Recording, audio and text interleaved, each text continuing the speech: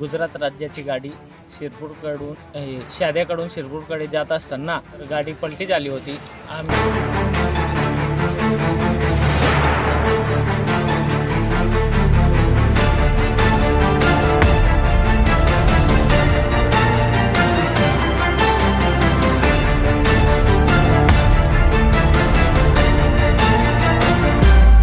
गुजरात राज्याची गाडी शाद्याकडून शिरपूरकडे जात असताना रात्री अचानक जोराचा आवाज आला।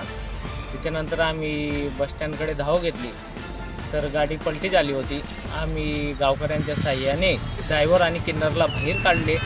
तात्काळ सारंगखेडा पोलीस स्टेशन येथे कळवले असता साहेब स्वतः येऊन ट्रॅफिक दुरुस्त केली त्यांनी आणि गावकऱ्यांच्या मदतीने आणि पोलिसांच्या सहकार्याने आम्ही रहदारीचा रस्ता दुरुस्त केला आणि यात गावकऱ्यांनी आणि पोलिसांनी भरपूर सहकार्य केलं।